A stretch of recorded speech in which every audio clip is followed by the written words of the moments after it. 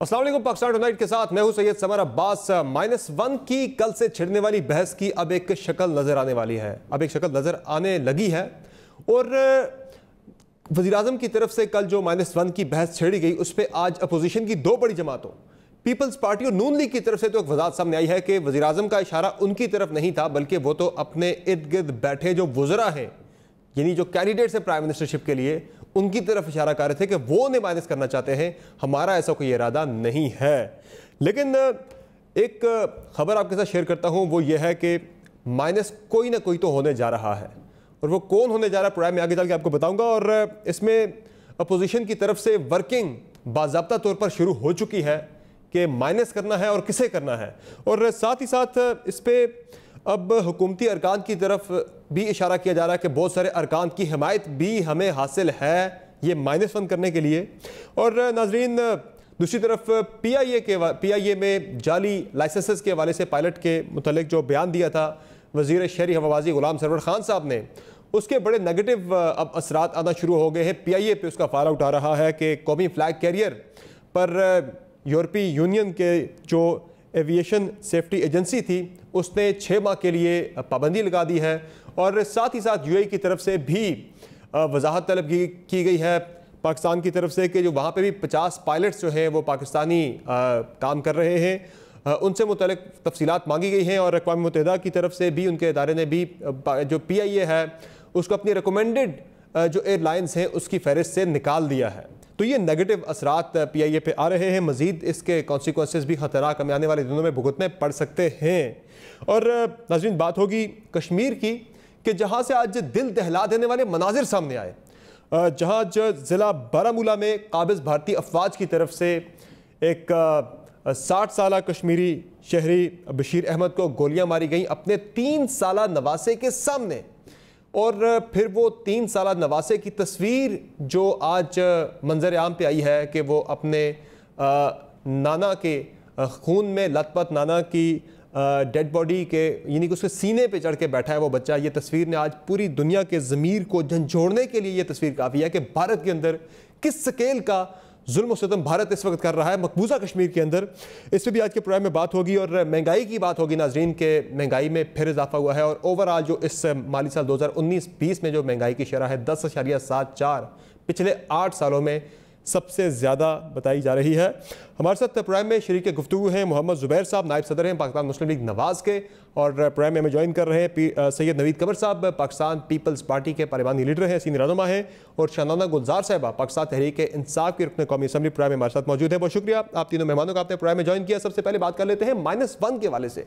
तो नाजरीन, ये जो बहस है -1 की कि आखिर -1 कौन होने जा रहा है, तो खबर आपके साथ शेयर करते हैं कि जो -1 की तैयारी है वो speaker national assembly Asad Qaiser को माइनस करने के लिए इस वक्त वर्किंग शुरू हो चुकी है अपोजिशन की तरफ से। और अपोजिशन की दो बड़ी जमातों पाकिस्तान मुस्लिम लीग नवाज़ और पाकिस्तान पीपल्स पार्टी और दीगर जो अपोजिशन की जमातें हैं उनकी तरफ से जो मुशावरत है वो शुरू हो चुकी है कि speaker national assembly Asad Qaiser को माइनस करना है। अब असद कैसर को क्यों माइनस करना है, ये एक टेस्ट होगा अपनी स्ट्रेंथ का कि अगर ये तहरीक अदम एतमाद कामयाब हो जाती है तो उसके बाद फिर वज़ीर-ए-आज़म के ख़िलाफ़ भी तहरीक अदम एतमाद लाई जाएगी। और इंटरेस्टिंग चीज़ ये है कि एक तरफ तो अपोजिशन की तरफ से दावा किया जा रहा है कि 22 के करीब ऐसे MNAs हैं जो कि नाराज़ हैं हुकूमत से, और कोई भी तहरीक अदम एतमाद अगर आती है तो इसमें वो हुकूमत के ख़िलाफ़ वोट देंगे। लेकिन कई ऐसे हुकूमत के बड़े नाम भी हैं जो स्पीकर असद कैसर के साथ उनके इख्तलाफात चल रहे हैं, जिनमें कुछ वफाकी वज़रा भी हैं। और कुछ के नाम मैं आपके सामने लेता हूँ कि शेरी मज़ारी हैं, फवाद चौधरी हैं, इनके स्पीकर असद कैसर के साथ कोई बहुत अच्छे ताल्लुकात नहीं हैं। अगर सीक्रेट बैलेटिंग होती है अगर और अलाउ किया जाता है तो बहुत सारे अरकान ऐसे हैं हुकूमत में बैठे, मैं वज़रा की बात नहीं कर रहा, उनके इख्तलाफात ज़रूर हैं, लेकिन वो लोग स्पीकर के ख़िलाफ़ वोट दे सकते हैं। मोहम्मद ज़ुबैर साहब, ये जो -1 का मामला है अब इसकी एक शक्ल तो नज़र आने लग गई है कि अब स्पीकर की तरफ इशारा भी किया है, बिलावल भुट्टो ज़रदारी साहब ने भी इंडिया दिया है, नफीसा शाह साहब ने भी बात की है, और मैंने कुछ ज़राए से चेक भी किया दोनों पार्टी से, वो सब कंफर्म कर रहे हैं कि स्पीकर के खिलाफ तहरीक अदम एतमाद लाने के वाले से अगली जो APC होने जा रही है आपकी अगले हफ्ते, उसमें बाज़ाब्ता ऐलान हो सकता है। स्ट्रेंथ आपने अपनी देख ली है, और ये जो दावा किया जा रहा है 22 के करीब MNAs का हुकूमत से भी आपको मिल जाएंगे, लग रहा है ये एक बेहतर मूव है स्पीकर के खिलाफ तहरीक अदम एतमाद लाना। पहली बात तो ये है कि मैं इसको कंफर्म नहीं कर सकता बिकॉज मुझे इसका अभी तक इल्म नहीं है स्पीकर के हवाले से।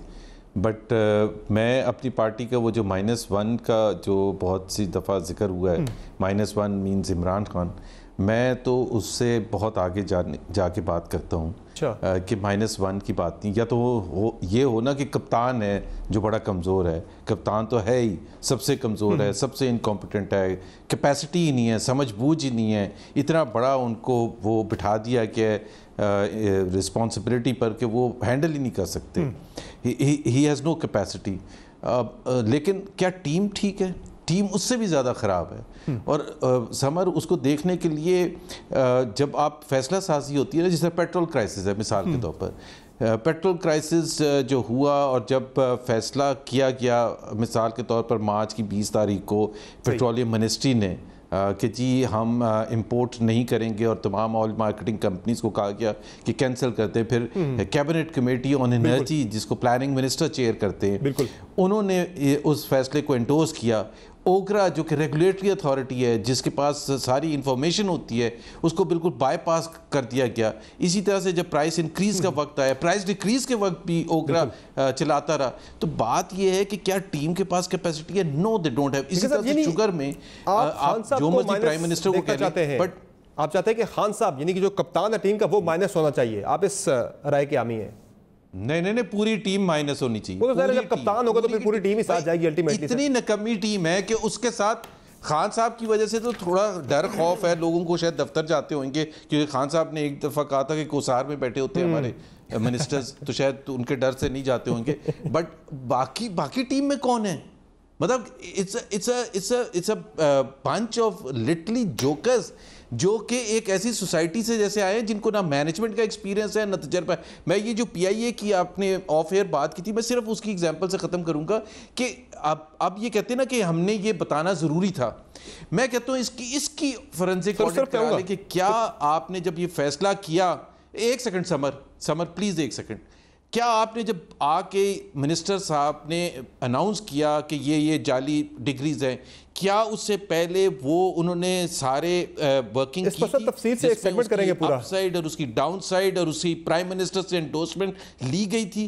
क्या उसके लिए कोई शवाहिद हैं? अगर नहीं है तो ये दिस इज एग्जैक्टली क्या एक छोटी सी दुकानदार वाला भी इतना खराब फैसला। सर कैबिनेट के अंदर काफ़ी ज़्यादा इस पे तशवीश पाई जाती है। जो बयान था गुलाम सरवर खान साहब का, उस पर हम तफसीली अगला सेगमेंट करेंगे PIA के वाले से।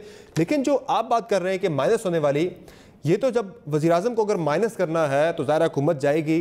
आप ही की पार्टी के जो सरबराह है मियां नवाज शरीफ साहब, उनका मौक़िफ़ तो इसके बिल्कुल बरक्स था। वो तो कहते थे कि जो वज़ीर-ए-आज़म है उसे नहीं हटाना चाहिए, उसे टेन्योर पूरा करने की इजाज़त मिलनी चाहिए। वो क्या प्रिंसिपल था, ज़रा सुन लें आप भी। आज तक कोई वज़ीर-ए-आज़म अपनी मुद्दते हुकूमत को पूरा नहीं कर सका।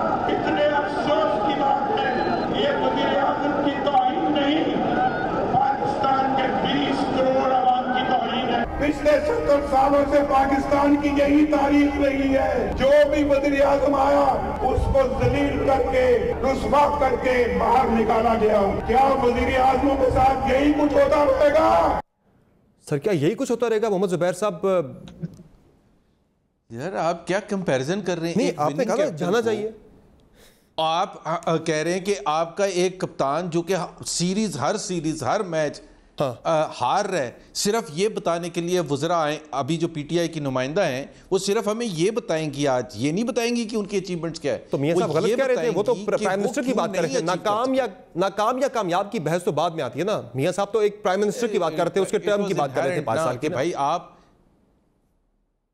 नहीं, बट बेसिकली तो यही था ना कि आप वजीर आजम को किसी बुनियाद पर देखें ना। पार्लियामेंट्री सिस्टम में तो हमारा एक आइन है, उस आइन के तहत नो कॉन्फिडेंस मोशन भी हो सकती है, अर्ली इलेक्शंस भी हो सकते हैं। उसमें मियां नवाज शरीफ या कोई तो बीच में नहीं आ सकता कि जी आपने क्यों हटा दिया।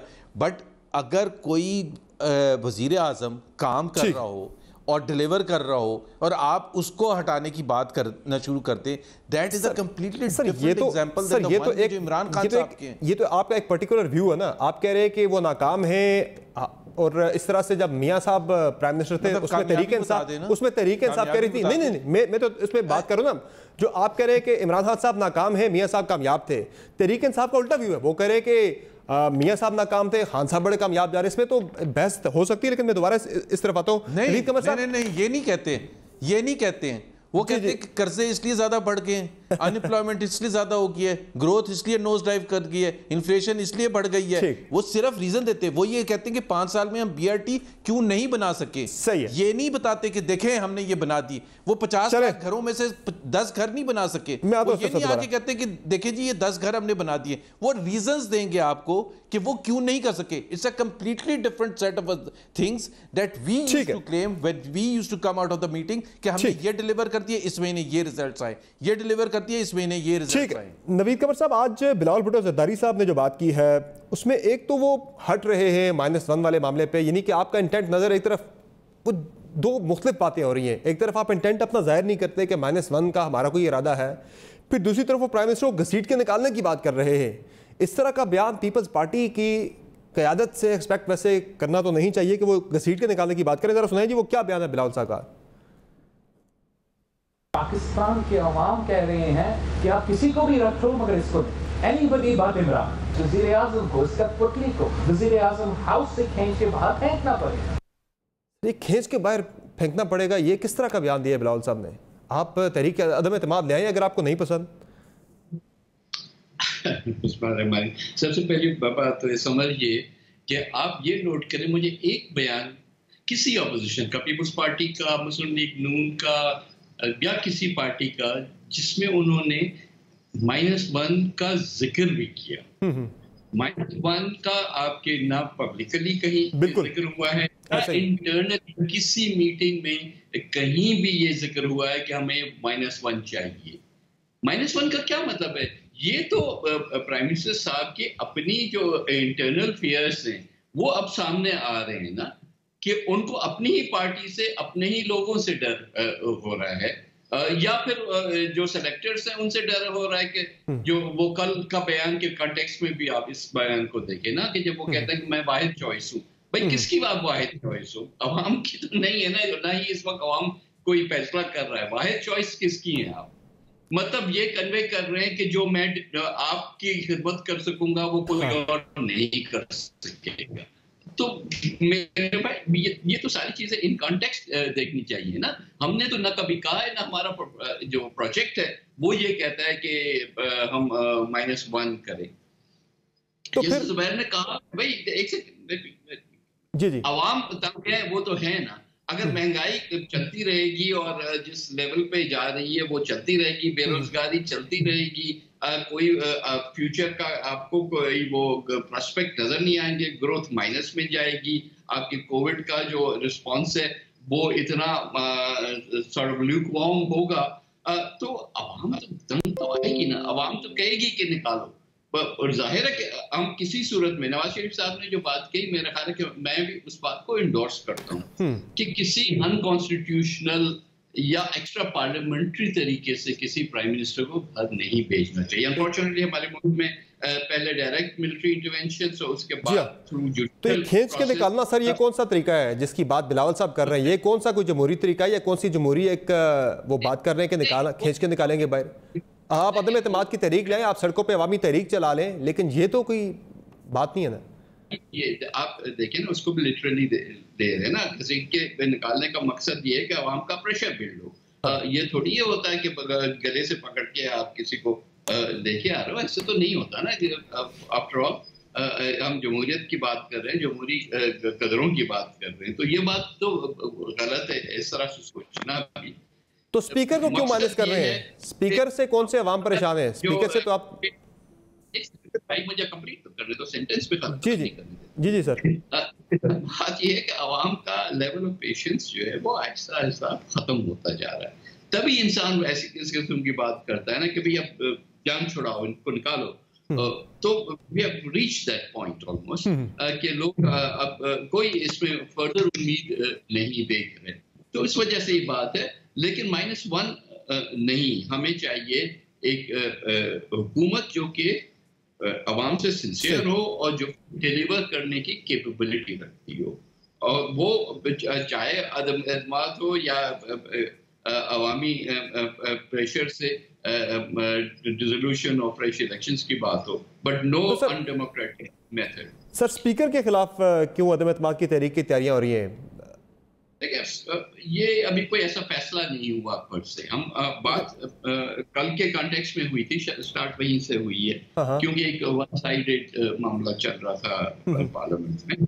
तो नफीस शाह साहब ने एज इलेक्शन उस पर कहा कि बिलावल साहब ने भी इशारा दिया है, लेकिन कुछ बता भी रहे आपकी पार्टी के दीगर लोग भी कि तैयारी है हमारी इस हवाले से।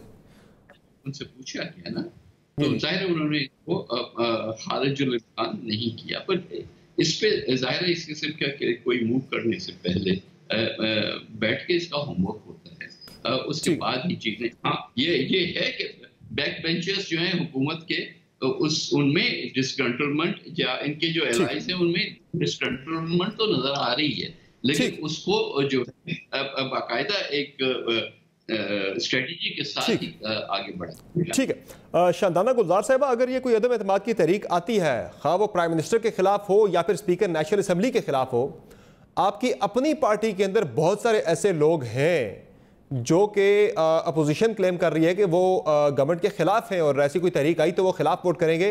राना सनाउल्लाह साहब ने हमारे प्रोग्राम में दावा किया कि 22 आपके ऐसे एमएनएज हैं जो गवर्नमेंट के खिलाफ वोट करने को तैयार बैठे हैं। जरा सुन लें राना साहब का दावा जरा। इनके अपने जो अरकान हैं उनमें से तकरीबन 22 लोग ऐसे हैं जो किसी भी ऐसी सूरत हाल में कि अगर वोट ऑफ नो कॉन्फिडेंस का मरहला आता है या इन हाउस चेंज का मरहला आता है तो उसमें वो अपनी जमात का साथ नहीं देंगे। तो ये तलवार तो लटक रही है आपके सर पे और गवर्नमेंट से ज़्यादा अपोजिशन से ज़्यादा खतरा आपको अपने अरकान से है। शुक्रिया समर, आपकी आवाज़ टूट टूट के आ रही है, पता नहीं मेरी आवाज़ भी आपको टूट के आ रही है किसी नहीं आ रही है। काफ़ी सारी बात, अच्छा जी, काफ़ी बातें हुई, लेकिन देखें राना सनाउल्लाह साहब एक member honourable member of parliament है, उनको लोगों ने मुंतखब करके भेजा है तो उनकी एक ऑटोमेटिक इज्जत बनती है। अनफॉर्चुनेटली इस इज्जत का ये मतलब नहीं है कि वो कुछ भी कह देंगे और हम यकीन कर लें, क्योंकि उनका track record unfortunately as law minister Punjab बहुत डूबियस है। और अगर मैं सियासत से हट के बात करूं, मैं मॉडल टाउन के मैसेकर की बात ना भी करूं, अगर मैं सिर्फ आपको कसूर जो बच्चों के साथ ज्यादती और असॉल्ट और रेप के केसेस थे जिसको उन्होंने अंडर द कार्पेट कालीन के नीचे डाल दिया था कि नीचे तो घरेलू मामले हैं, तो उस आदमी की क्या वैल्यू होगी बात की, क्या उसकी जजमेंट होगी। नून एक पार्टी के सूबाई सदर हैं और रुकने कौमी असेंबली है और एक ही अपोजिशन के अंदर डिस्कशन चल रही है। आप सिर्फ ये देख लें कि किस आदमी को जो इस तरह के काम करता है, इस तरह की बातें करता है, किस पार्टी ने उसको इतनी अहम पोस्ट दी है। आप सिर्फ उस पार्टी को मैं तो ये कह रहा हूं, मैं तो जो बात कर रहा हूं उस नुक्ते की तरफ है कि पार्टी के अंदर नाराज लोग हैं तो सही ना, राना साहब बात करें या मोहम्मद जुबैर साहब बात करें या नवीद कमर साहब बात करें, ये हकीकत तो है ना, कोई भी बात करे इस पे। नहीं, आप तीनों को एक बास्केट में नहीं डाल सकते। नवीद कमर साहब की मैं बहुत इज्जत करती हूँ, जुबैर साहब की बहुत इज्जत करती हूँ, लेकिन मैं फैक्ट की बात कर रहा हूं, फैक्ट पे आ जाए ना, फैक्ट तो है। आती हूँ, फैक्ट देखे, फैक्ट क्या है। जिस तरह नवीद कमर साहब ने बताया कि लोग बात करें, मैं तो frankly this is first I have heard of it, I am Fairlie surprised, क्योंकि स्पीकर साहब जिस तरह, मैंने तो जी 2-3 असेंबलियां देखी हुई, काम करती थी हुकूमत पाकिस्तान के साथ एज ए लीगल एडवाइजर, तो देखा है कि असेंबलियां कैसे चलती हैं और अपोजिशन को कैसे हैंडल किया जाता है, अपने मिनिस्टर्स को कैसे हैंडल किया जाता है। और फ्रैंकली वेरी डिसअपॉइंटेड अगर ये सच है, क्योंकि हमारे स्पीकर साहब तो बेचारे हमेशा ऑन द डॉक होते कि जी ऑपोजिशन को ज्यादा टाइम बोलने को मिलता है, अपने ही मिनिस्टरों को डांट देते, अपनी पार्टी के बाय पार्टिजान है टू द हिल्ट। तो अब पता नहीं कैसे ये बात है, देखी जाएगी। कल नवीद कमर साहब जैसे इंतहाई तहम्मुल मिजाज जो पॉलिटिशियन है वो कल इतने गुस्से में आ गए, आखिर आप लोग कुछ तो ऐसा कर रहे हैं कि इतना ज्यादा तैश कल उन्हें आ गया। तो ये समर साहब, वो जेटी की रिपोर्ट मैंने लिखी थी, खान साहब ने लिखी थी, अली जैदी ने लिखी थी, वो तो जॉइंट इन्वेस्टिगेशन टीम की रिपोर्ट थी। और देखें ये पीपल पार्टी ने खुद कहा है and I agree with them, और ये नून ने भी कहा, वो तो कादिर पटेल को मौका मिलने की बात कर रहे थे। सुन लिया कादिर साहब को, बस छोड़िए उनकी तो बात ही ना करें। आई एम सॉरी, मैं तो उठ जाती हूँ जब वो बात शुरू कर देते हैं। वो ऐसी अजीब अजीब बातें करते हैं कि इंसान, खवातीन वहां बैठ ही नहीं सकती, वो सिनेमा बन जाता है, पार्लियामेंट तो वो रहता नहीं है जब वोट जाते हैं। लेकिन एनीवेज वो छोड़े, मैं सिर्फ ये कहना चाह रही हूँ कि पीपल्स पार्टी ने खुद कहा है कि there are no sacred cows in this country, बल्कि हम ज्यादा बिलीव करते सेक्रेड काउज में, ये तो नहीं करते। जब आप मेंबर ऑफ पार्लियामेंट हैं, चाहे सिंध में चाहे केपी में हैं, आप कैसे कह सकते हैं कि जी ये बात मत करें, ये तो फिर अपने अल्फाज पे जाने वाली बात हुई। और देखें जरदारी साहब की दोनों बहनें इस वक्त सिंध हुकूमत का हिस्सा हैं, तो मैं भी इस हुकूमत का हिस्सा हूँ। मुझ पे जब तक मुझ पे कोई बात होगी, क्योंकि मेरे वालिद नहीं है, मेरा भाई नहीं है पार्टी में, तो मैं फेयर गेम। मुराद सईद की बहन है, फेयर गेम है, लेकिन जरदारी साहब की नहीं है। मुराद सईद की बहन है तो पार्लियामेंटेरियंस भी नहीं है। खान साहब की बहन को दर्जन बोलते थे, अलीमा खान को, और वो कभी पब्लिक ऑफिस होल्डर भी नहीं थी, तो उनकी इज्जत की धज्जियां उड़ाया जाए, खैर है, बट एक फैक्चुअल डिस्कशन हो, एक रिपोर्ट। जो मेरा सवाल था वो तो आपकी पार्टी के अंदर जो नाराज अरकान के वाले से था, जो तैयार बैठे हैं किसी किस्म की मूव का, वो आती है अपोजिशन की तरफ से तो वो वोट करेंगे, और तो वो इख्तिलाफात तो मौजूद है। वो बजट में आपके बहुत सारे वुज़रा हैं जो नाराज हैं, आपके बहुत सारे वुज़रा हैं जो खिलाफ है स्पीकर साहब के। मेरी बात सुने, आपकी बात सही है, लेकिन वो लोग फिर बजट में आगे सामने क्यों नहीं आए? बजट को डिफीट कर देते, पीएम भी जाते, गवर्नमेंट भी जाती, स्पीकर भी जाता, वो किसी बड़ी मूव का वेट कर रहे थे। कौन सी बड़ी मूव? ये जी वेट ही कर रहे होते। पहले मौलाना साहब इस्लामाबाद है, बड़ी मूव करने आए थे, पता नहीं वो क्या मूव कर रहे थे। भाई जो करने अभी करें ना, सस्पेंस में क्यों रखते हैं? जुबैर साहब, ये -1 फिर किस तरह होगा? तहरीक अदम एतमाद आए बगैर तो नहीं हो सकता। और ख्वाजा आसिफ साहब ने एक बयान दिया था, वो कह रहे थे कि इमरान खान के अलावा कोई ऑप्शन हो तो वो देखा जा सकता है। ज़रा मैं चाहता हूँ वो भी आपको सुना दिया जाए कि असल में क्या चाहते हैं आप लोग, सुनाइए। अगर तब्दीली क़यादत की पीटीआई तब्दीली कर लेती है, इमरान खान से छुटकारा हासिल कर सकती है, कर लेती है और कर सकती है इस वक्त, इस सूरत हाल में मेरा ख्याल है कि जो है पीटीआई को अपनी क़यादत चेंज करनी चाहिए और उससे हालात जो है ना वो बेहतरी की तरफ जा सकते। अच्छा, इसमें बिलावल भुट्टो जरदारी साहब की तरफ से कल जो ट्वीट आया है उसमें भी वो कह रहे हैं कि we need a prime minister of Pakistan, unfortunately we only have a prime minister of PTI, PM calls himself only option, the people of Pakistan want anyone but him. तो पीपल्स पार्टी में इमरान खान के अलावा कोई और हो तो बात चल सकती है। कहा था फर्स्ट सेंटेंस में जब आपने सवाल पूछा था कि मैं तो अपनी पार्टी से एक स्टेप आगे जाकर बात कर रहा हूँ। मैं इस चीज़ पर एग्री नहीं करता कि जी प्राइम मिनिस्टर को हटाने से पाकिस्तान के मसाइल पीटीआई की तरफ से मसले ख़त्म होने, और मैंने आपको एग्जांपल्स भी दिए हैं कि पीटीआई की, और इनफैक्ट हेलो जी आपकी आवाज़ आ रही है सर? जी सर आप बात जारी रखें, आपकी आवाज़ आ रही है। कॉल ड्रॉप हो गई है, मोहम्मद जुबैर साहब से दोबारा रब्ता करेंगे। नवीद कमर साहब, फिर मसला तो फिर इमरान खान की ज़ात से है ना, फिर आपको तहरीक इंसाफ से मसला नहीं है? मेरे भाई नहीं, मेरा ख्याल है कि इस बात को थोड़ा सा हम ज़्यादा ही स्ट्रेच कर रहे हैं। जैसे मैंने पहले भी कहा कि ये -1 का ना हमारा ऑब्जेक्टिव है। मेनली तो एक गवर्नमेंट है जिसकी परफॉर्मेंस से न पब्लिक राजी है, न हम जो है अपोजिशन में हम राजी हैं। तो सर हटाएंगे कैसे? जो हमको रास्ता देता है वो यही है जो आप कह रहे हैं कि नो कॉन्फिडेंस का रास्ता है।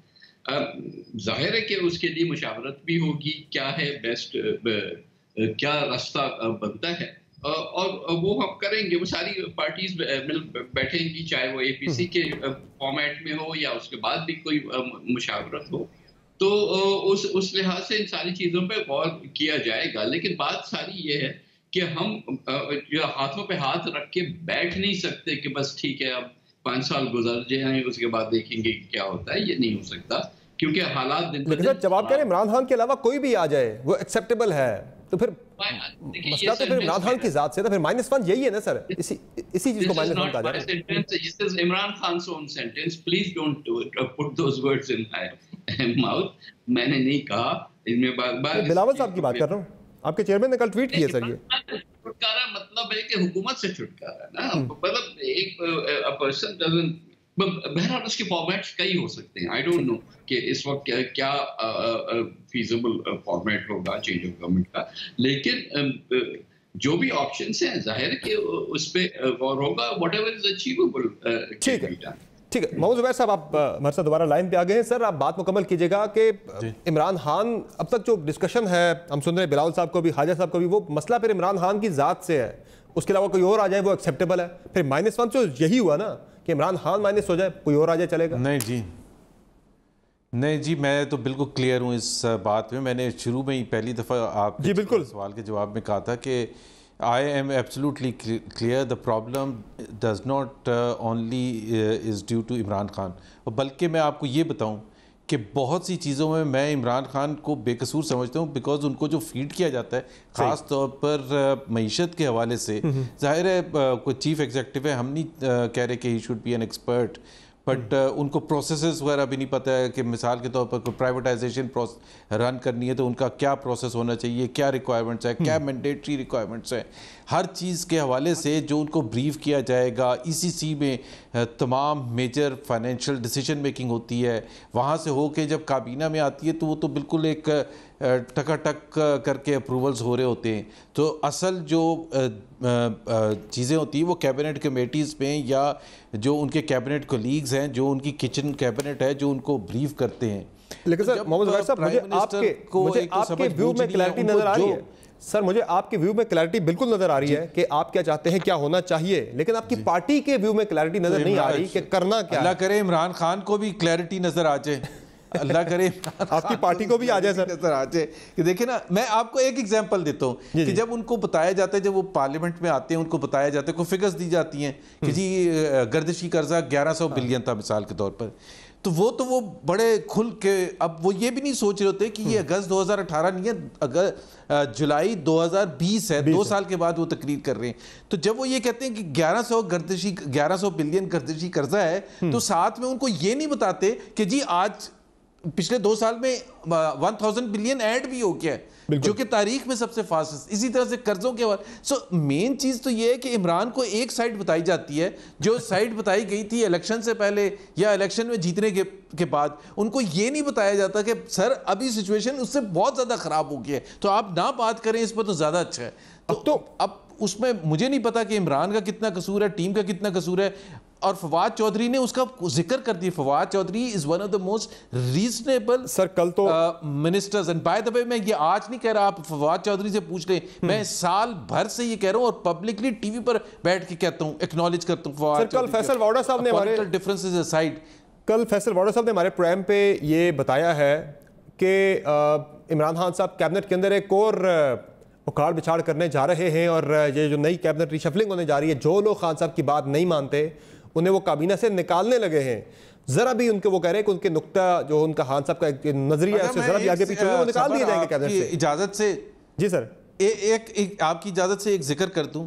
देखिए ये this is where Faisal Vawda and ministers like Faisal Vawda go completely wrong. जब खबरें आनी शुरू हुई थी अप्रैल 2019 में कि असद उमर जाने वाले हैं, तो इन्होंने एसोसिएट कर लिया था कि सारा प्रॉब्लम असद उमर से। तो उन्होंने हामिद मीर के प्रोग्राम में बैठ के फैसल वाडा ने ये कहा कि ये चंद हफ्ते की बात है कि यहाँ इतनी जॉब्स होंगी कि डिमांड कम होगी, टैक्सेस देने के लिए लोग लाइन हो, बिकॉज ही वाज थिंकिंग कि सारा जो प्रॉब्लम है वो असद उमर से है। और हालांकि एक इंडिविजुअल से तो होता ही नहीं है। मैं ये नहीं कह रहा कि असद उमर का कसूर कितना था कितना नहीं था, बट टू थिंक कि जी कैबिनेट में रीशफल कर देंगे, तो मुझे ये बता दें कि कौन बाकी कौन है, टीम बता दें। सर आजकल खान साहब के बिहाफ पे जो फ्रंट फुट पे खेल रहे हैं वो फैसल वाडा साहब है, और वो तो असद उमर साहब की तरफ सवाल उठा रहे हैं कि वो और शाह महमूद कुरैशी साहब अपनी लॉबिंग कर रहे हैं प्राइम मिनिस्टर के लिए। देख रहे हैं फैसल वाडा वर्सेस असद उमर है, हाँ, फैसल वाडा वर्सेस शाह महमूद कुरैशी, बिल्कुल, फवाद चौधरी वर्सेस फलाना है। मैं ये नहीं कह रहा कि काबीना में नहीं होते मसाइल, लेकिन जब एक इजहार किया जाए कि जी हम फेल हो गए, और फेल होने की वजह यह है कि सीनियर लीडरशिप एक दूसरे की टांगे खींच रहे हैं और प्राइम मिनिस्टर बनने के ख्वाब देख रहे हैं, तो फिर तो जाहिर सी बात है एक्नॉलेज करना चाहिए। ठीक है शाहजादा गुलजार साहब, जो इश्यूज हैं आपके साथ इस वक्त, जो बुनियादी मसला है वो है अवामी इश्यूज। अगर आप अवाम के मसाइल को हल कर दें, यानी महंगाई है, महंगाई सबसे ज़्यादा आवाम को महंगाई ने परेशान कर रखा है, ऊपर से आपने पेट्रोलियम मसनूआत की कीमतों में एकदम से 25 रुपये का इजाफा कर दिया, आवाम मज़ीद परेशान। पहले ही तनख्वाहें भी नहीं बढ़ी, लोग पहले परेशान थे। महंगाई जो है वो पिछले 8 साल में सबसे हाईएस्ट 10.74 पे चली गई है, और ये आपके लिए असल इश्यूज तो ये हैं, अगर आप एड्रेस कर दें तो मेरे ख्याल से ये इतने ज़्यादा सवालात आप पे उठने ही नहीं है। शुक्रिया समर, ये बहुत ही लंबी डिबेट थी। अगर आप मुझे इजाजत है मैं कुछ चीज़ों पर कमेंट करना चाहूँगी, जवाब नहीं दूंगी, कमेंट करना चाह रही हूँ। कमेंट वो ये है, देखें हर किसी का अपना ओपिनियन होता है, और आई थिंक जमहूरियत होती यही है कि हमारे अपने ओपिनियंस हों। जहाँ तक ये फवाद साहब का और असद उमर साहब का और ये जो आपस की बातें हैं, आपको पता है कि वो जो फवाद साहब ने इंटरव्यू दिया उनको, बड़ाइच साहब को, उस पर very clear, all of us are very clear on that. Fawad हमेशा से एक पर्सनालिटी है जो he is a company on to himself, और उनकी राय पार्टी की राय हो नहीं सकती, क्योंकि मैं भी उस पार्टी में, ठीक वो फेडरल मिनिस्टर हैं, लेकिन मेरा भी उतना ही वोट एज रिजर्व है। मैंने उस असेंबली में तर्जुमान रहे हैं, उनकी राय पार्टी की राय नहीं हो सकती, फिर तर्जुमान क्यों होता है सब वो पार्टी के?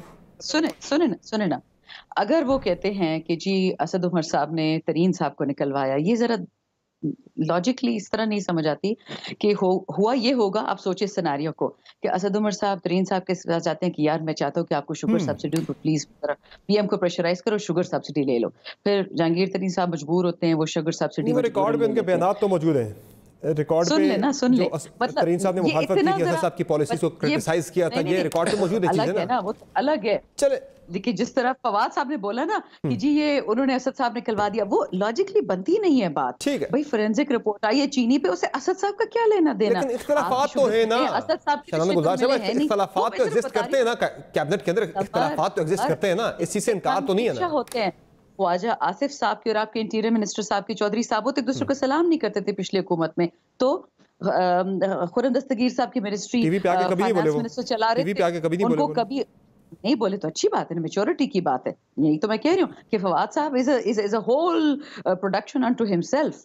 अच्छी बात है। आपको याद है कि जब खुर्रम दस्तगीर साहब मीटिंग्स में जाते थे काबीना की, उनको चेयर कौन करता था और उनको कॉमर्स मिनिस्ट्री कौन चलाता था? डिफैक्टो आपका मिनिस्टर तो फाइनेंस मिनिस्टर था। ये हर हुकूमत में होती सब कुछ। मैंने अमीन फहीम साहब के साथ टाइम में भी सर्व किया, मुझे पता तब भी कौन कॉमर्स मिनिस्ट्री चला रहा था। देखिए एनआईसीएल का जो उससे भी शानदार साहिबा, उससे भी खतरनाक बात कर रहे हैं फैसल वाडा साहब। वो कह रहे हैं काबीना से बंदे मजीद किक आउट किए जाएंगे, निकाले जाएंगे। खान साहब वो जरा सुन ले, वो दावा क्या कर रहे हैं, जरा सुन ले वो दावा क्या। यहाँ परफॉर्मेंस की बात नहीं, कोई और बात कर रहे हैं, जरा सुनिए। कैबिनेट के अंदर कोई फिर से खान साहब कोई तब्दीलियां करने जा रहे हैं, ऐसा होने जा रहा है या नहीं? फास्ट बॉल, यॉर्कर, बाउंसर्स ये लगते रहेंगे। इसमें किसी का मुंह टूटेगा, कोई वेल लेफ्ट करेगा, कोई छक्का मारेगा। कैबिनेट के अंदर, कैबिनेट के अंदर, कैबिनेट के बाहर, हर तरफ ही बॉलिंग हर तरफ ही होगी। तो इमरान खान साहब का विजन है पाकिस्तान के लिए, उस विजन से 1% भी कोई आगे पीछे हुआ वो निकाला नहीं, फारिग किया जाएगा। वो कह रहे हैं फारिग कर दिया जाएगा। मुझे एक ब्रेक लेनी, ब्रेक से वापस आकर मैं दोबारा शहनाज साहब आपकी तरफ आता हूं, आप अपनी बात मुकम्मल कीजिएगा। नाज़रीन ब्रेक लेते हैं, ब्रेक से वापस आएंगे तो डिस्कशन यही आगे कंटिन्यू करेंगे, हमारे साथ रहिएगा।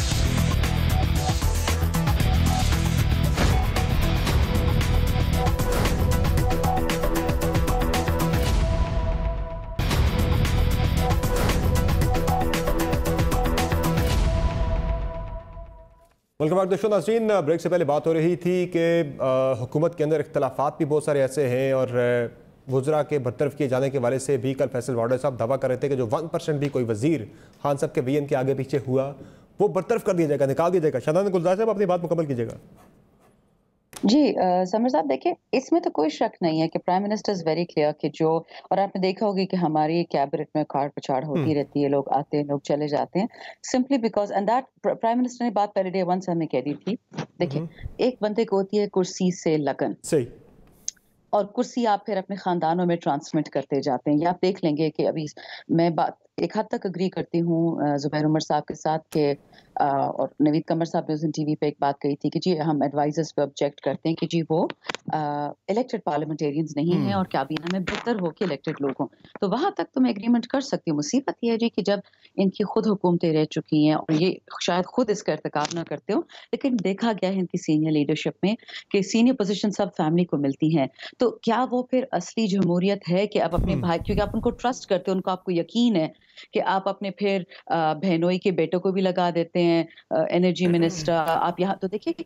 और अगर आप माजरत के साथ, मैं बिलावल साहब की बहुत इज्जत करती हूँ, पढ़े लिखे हैं, मरियम साहिबा की आप सीवी खोल के देख लें, या बिलावल साहब, क्योंकि एक्सपीरियंस क्या है सिवाय उनके लास्ट नेम के, तो बेशक हमारी काबीना में कोताहियां होंगी, कमी होगी, बेशी होगी, मैं ये नहीं कहती हम नौजुबिल्ला पैगंबर वहां बैठे हैं, लेकिन देखिए जब आप बात करते हैं ना, तो आप ये भी तो देख लें कि जो आपकी ब्रांड की जमहूरियत है वो अब आगे चल ही नहीं सकती। जुबैर उमर साहब का पूरा खानदान, परवेज खटक साहब का पूरा खानदान बैठा है इस वक्त।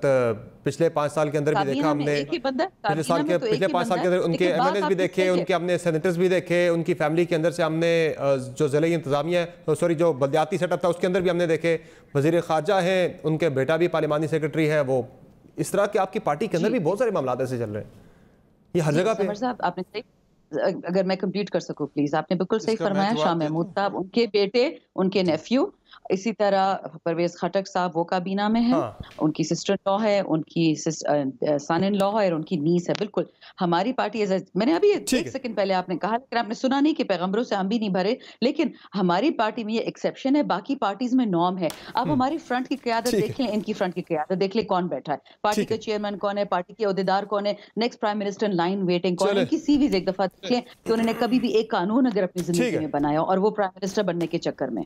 चले, अब फ्रंट की क़यादत की बात हो रही है तो आप ही के एक वफाकी वजीर ने जो ब्लंडर किया है इतना बड़ा कि PIA को पूरी दुनिया में सरेआम आके बदनाम किया एक पॉलिटिकल पॉइंट स्कोरिंग के लिए, बिल्कुल किया। देखें ना, PIA बैन करवा दी ना आपने, यूरोप के अंदर बंद करवा दी, यूरोप के अंदर आपने पाबंदियां लगवा दी, और जो कहा गया है European union aviation safety agency की तरफ से उन्होंने बाकायदा मेंशन किया है अपने लेटर के अंदर गुलाम सरवर खान साहब के बयान के वाले से कि गुलाम सरवर खान साहब ने जो बयान दिया है उनका हमने देखा है पार्लियामेंट के अंदर 24 जून 2020 का, जिसमें वो कहते हैं कि PIA के 860 में से 260 से ज़ायद पायलट्स ने जालसाजी करके डिग्रियां हासिल की हैं और लाइसेंस हासिल किए हैं, और इस बेसिस पे आके उन्होंने ये सारी पाबंदियां लगाई हैं, बरतानिया के अंदर पाबंदियां, और UAE की तरफ से भी लेटर आ गया है, वो भी सर्टिफिकेशन मांग रहे हैं पायलट्स की।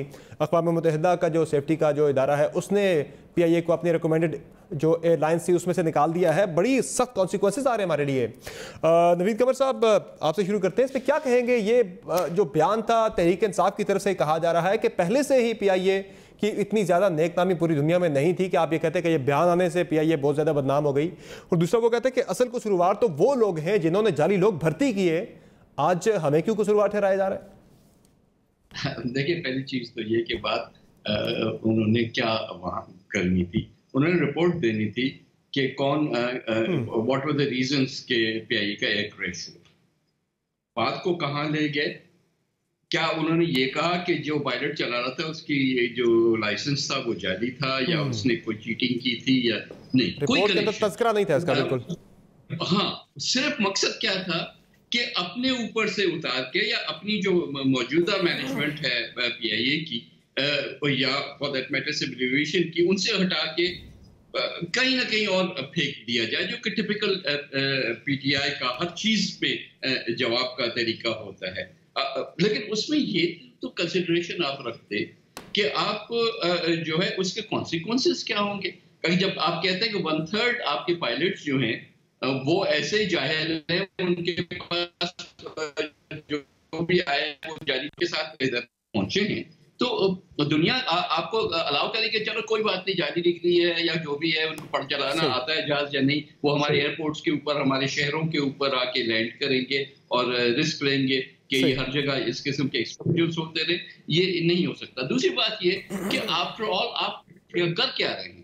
आप ये कह रहे हैं कि जिन्होंने दिए वो तो ठीक है, वो तो बेचारे ऐसे मासूम से लोग थे ना, जिन्होंने ये एग्जाम्स कराए और जो गलत लाइसेंस। देखिए, सिविल एविएशन अथॉरिटी जो है प्राइमरीली एयरफोर्स ऑफिसर से भरी हुई, अब PIA भी भरी हुई है, दैट इज ट्रू।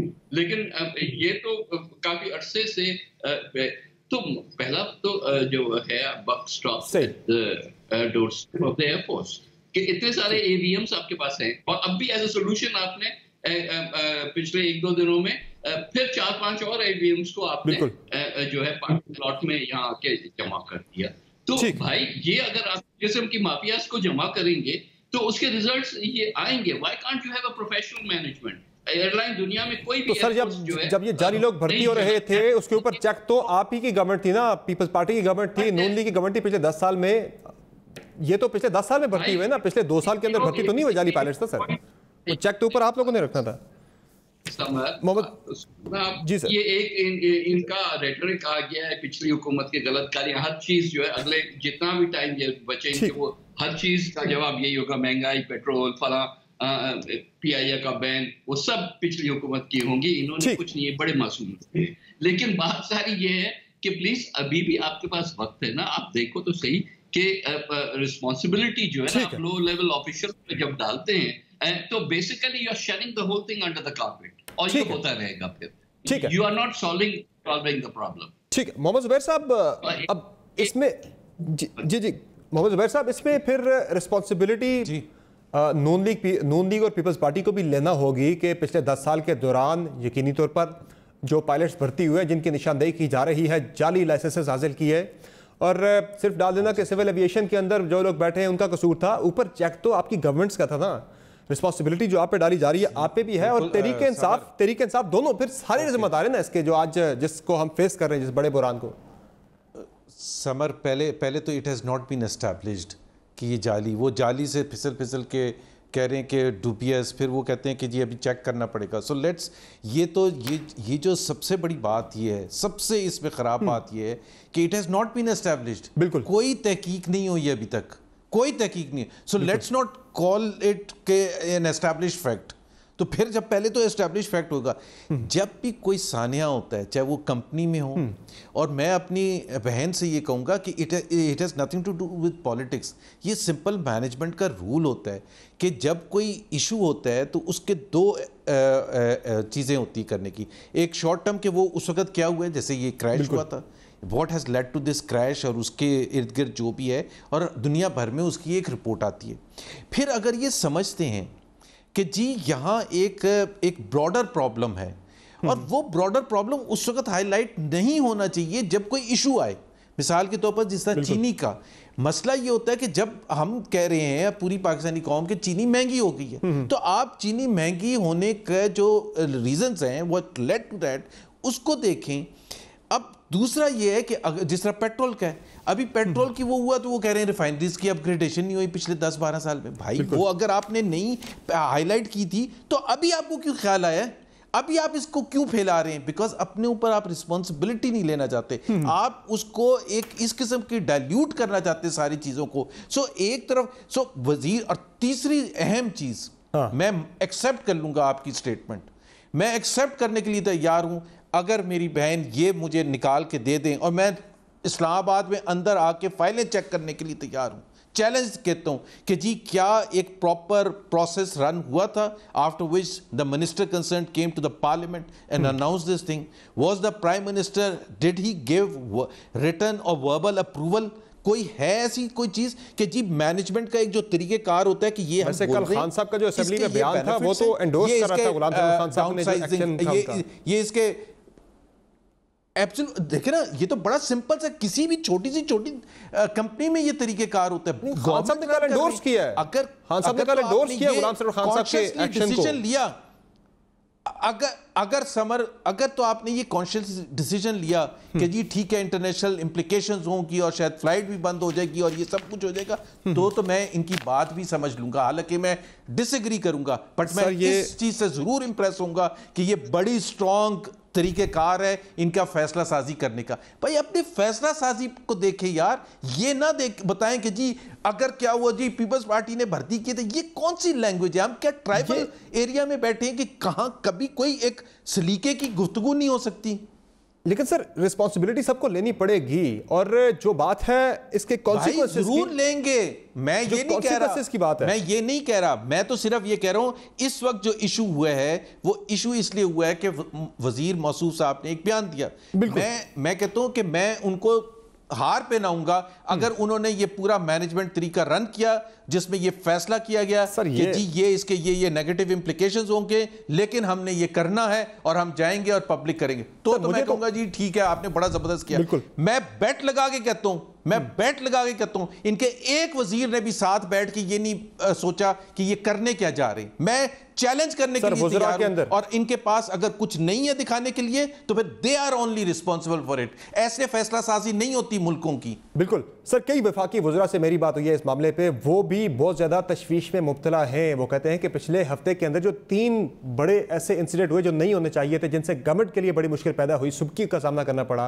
वो फवाद चौधरी का इंटरव्यू, गुलाम सरवर खान साहब के असेंबली में खड़ा होकर इन पायलट्स की डिग्रियों के वाले से, लाइसेंस के वाले से बात करना, और तीसरा पेट्रोल की कीमत में 25 रुपए इजाफा। वो कहते हैं ये हमारे लिए बहुत बड़े नेगेटिव चीजें थी जो नहीं होनी चाहिए। चेयरमैन वो कहते हैं उनको नहीं पता था पेट्रोल प्राइस इंक्रीज का। बिल्कुल, वो कह रहे हैं इस फैसले में शामिल नहीं था। असद उमर जो कि कैबिनेट कमेटी ऑन एनर्जी के चेयरमैन है, ही डिडंट नो, वो पब्लिक चले गए ये कहने के लिए कि मुझे नहीं पता था। फैसला साजी हो रही है, क्या हो रहा है? ये जो पायलट्स वाला मामला है, इस पे मुझ जैसा एक अदना सा सहाफी जिसका बहुत कम तजुर्बा है, हमें ये बात नजर आ रही थी कि ये एयरलाइन के लिए, पीआईए के लिए, कौमी फ्लैग कैरियर के लिए कितने खतरनाक नताइज इसके होंगे। जो बयान गुलाम सरवर खान साहब ने दिया है उसने हमारा क्या तबसरा था, जरा सुने जी। इस रिपोर्ट के साथ ही जो इंकशाफ किया है वफाकी वजीर बराए हवाबाजी ने कि बेशतर पायलट्स ऐसे हैं PIA के जिनकी डिग्रियां जाली हैं और लाइसेंसेस भी उन्होंने जालसाजी के साथ हासिल किए हैं। इसके बड़े डैमेजिंग इसके असरात PIA पर भी आने वाले दिनों में पड़ सकते हैं। इंटरनेशनली हमारी एयरलाइन बैन भी हो सकती है। इस तरह के खदशात भी मौजूद हैं। तरीके साफ के अंदर की कोई खामियां बयान करे वो बाहर जाके बात करने पर पाबंदी लग जाती है। अब ये एक हमारा नेशनल फ्लैग कैरियर है, पूरी दुनिया में पाकिस्तान का एक रिप्रेजेंटेशन है। इस इदारे के बारे में ये कहना यहाँ जाली डिग्रियों वाले पायलट है और ओपनली आके बता देना पूरी दुनिया को, ये एक नेगेटिव आप कार्रवाई करते इंटरनली और फारिग कर देते उनको। शादाना गुलजार साहब, शफाफियत के बिल्कुल हम खिलाफ नहीं है, ये होना चाहिए था, कार्रवाई जरूर होनी चाहिए थी जाली डिग्रियों वाले पायलट्स के खिलाफ, मशकूक डिग्रियों वाले पायलट्स के खिलाफ, लेकिन आप पहले कार्रवाई करते फिर बता देते। अब पहले बता दिया आपने, 860 के 860 को मशकूक बना दिया आपने। शुक्रिया समर, इस पे काफ़ी लंबी बात हो चुकी है, इसलिए मैं आपसे ये थोड़ा सा एक्सपेक्ट करूंगी, मुझे आप तहम्मुल से सुन लें, ये बहुत ज़रूरी बात है, ठीक है। ये एक नज़रिए की बात है, ये क्रैश, ये सिर्फ एक क्रैश की या किसी की पायलट की या आपकी इंटरनेशनल रेप्यूटेशन की या आपकी कॉन्सिक्वेंसेस की और फाइनेंसेस की बात नहीं है। ज़रा तहम्मुल से, पहली बात मैं आपको बता दूं इस मुल्क का माइंडसेट क्या है। आपको याद है, और ये बात किसी को नहीं पसंद आएगी, मैं फिर भी कहूँगी शायद चाहे मेरे पार्टी वालों को ना पसंद आए, मुख्तारा माई एक फेमस गैंग रेप केस था सिंध में। आपको याद है मुशर्रफ साहब ने उनको एग्जिट कंट्रोल लिस्ट पे डाल दिया था और उन्होंने यही बात कही थी कि आपको पता है कि अगर वो पाकिस्तान से बाहर जाती है और बात करती है तो आपको पता है इसके लिए पाकिस्तान की इज्जत के लिए क्या कॉन्सिक्वेंसेस है, हम वॉर और टेरर में हैं। ये वही पाकिस्तान है जहाँ पे लड़कियों को रेप होने पे मार देते कि जी फैमिली की ऑनर पे टेंट ना आए। हम क्योंकि पाकिस्तान में तो रेप हो नहीं सकता, पाकिस्तान में तो चोरी हो नहीं सकती, झूठ कोई बोलता नहीं है। तो मैनेज हो सकता था ना। नहीं समझ, देखिए मेरा पॉइंट बड़ा अजीब दे रही हैं आपने कौमी एयरलाइन को डुबो दिया अपने प्रिंसिपल्स के पीछे। सुन ले ना, आप और मेरी हमारी राय एक नहीं हो सकती है। देखिए आप, क्योंकि आपने मुझे बुलाया नहीं, तो लेकिन आप मुझे ये बताएं कि ये फैसला साजी में कंसीडर किया गया था। That is the key question. I didn't interrupt. That is the key question. Please let me. And I'm answering your but I want to know. I just want to know. Was these aspects considered before the final decision? That is the key thing. I will go with you. If all of these things were taken into account. No. Please kindly allow me to have my word. दो लोग interrupt करें, I'll be very grateful कि मुझे बात करनी जाए। नहीं, मैं पहले अपना जवाब दूंगी, जो मैंने सारा सुना है, फिर मैं इनका जवाब दूंगी। काइंडली मेरा जी आप बात करें। आपने उनको 2007 में PIA ग्राउंड होती है, हुकूमत किसकी थी जी?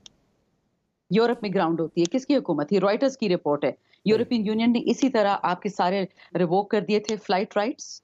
2007 में आपकी एयरलाइन ग्राउंड हो चुकी थी इन्हीं वजूहात पे। यानी 2020 में 13 साल बाद जो होता है, मुशर्रफ साहब बड़े एडमिनिस्ट्रेटर थे, बड़े उनके आगे पीछे लोग घूमते थे, उनके टाइम पे ये एयरलाइन ग्राउंड हुई थी और यही वजूहात थी। 2019 फरवरी, ये वजीर साहब भी आपने उन्हीं की काबीना से लिए। एग्जैक्टली, अब सुने, सेनेटर मुशाहिदुल्लाह साहब PMLN के, उनके माशाल्लाह 5 के 5 उंगलियां घी में होते, उनके 5 के भाई PIA में है, पता नहीं कैसे हायर हो जाते, डिग्री कौन देखता है, मेरिट कौन देखता है। उन्होंने सेनेट में डिग्री पे मिनिस्टर साहब की भी सवाल उठ रहा है, गुलाम सरवर खान साहब की भी। सुन ले, आपको याद है कि मुशाहिदुल्लाह साहब ने कहा कि जो पायलट्स, ये जो इन्वेस्टिगेशन 2019 में हमारी हुकूमत ने शुरू की थी ये फेक लाइसेंसेस पे, कि काइंडली आप इसको आगे बढ़ने दे, उन्होंने उसको किल कर दिया। और क्या कहा कि जो उनको इतनी सख्त सजा मत दे और आप सिर्फ करें कि उनको दोबारा इम्तिहान ले लें, दोबारा टेस्ट ले लें। ये जो जुम्मतुल विदा के दिन ये लोग PIA के प्लेन क्रैश में मरे हैं, ये सारा खून सेनेट के हाथ पे मैं डालती हूँ, ऑपोजिशन के हाथ पे डालती। पहली बात। दूसरी बात, ठीक, ये आप कहते हैं कि जी पायलट को क्यों आपने उस पर डाल दिया? पायलट पे इसलिए डाल दिया कि पायलट की साइकियाट्रिक रिपोर्ट थी, यही जिन्होंने क्रैश किया, अल्लाह उनको बख्शे, उनको मना किया गया था फ्लाइंग से, और CAA और सिंध हाई कोर्ट ने उसको क्वॉश किया and they allowed him to fly knowing fully well he has a medical problem. Next सुने, एयरबस बोइंग F-16, आपको याद है पुलवामा को हुआ था, F-16 कंपनी चेक करने आपके जवाब आपने नहीं दिया। मैं आपको जो इशू हम डिस्कस कर रहे हैं, आप प्लीज आप वही बता देंगी ना, मुझे सिर्फ असल तो वही हम डिस्कस कर रहे हैं ना सर। मैं वही बता 2007 को छोड़ देना, 2020 में ये फैसला जो आपने किया था अनाउंस करने का, ये आपने बाकायदा सोच समझ के किया था, बात हुई थी,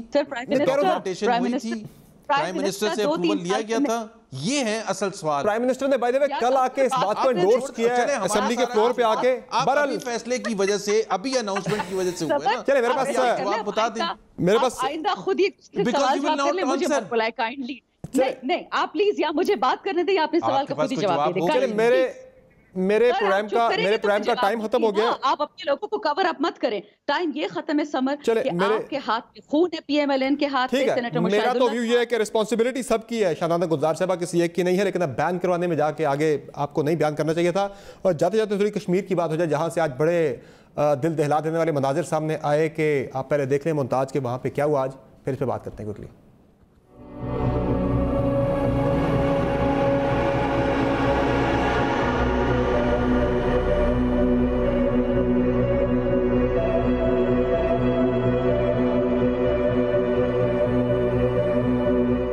अक़वाम मुत्तहिदा और दीगर इंटरनेशनल जो जितने ममालिक हैं उन सबको इस मामले का नोटिस लेना चाहिए। कश्मीर के अंदर जो जुल्म सितम हो रहा है, इजाज़त दीजिए, अल्लाह हाफ़िज़।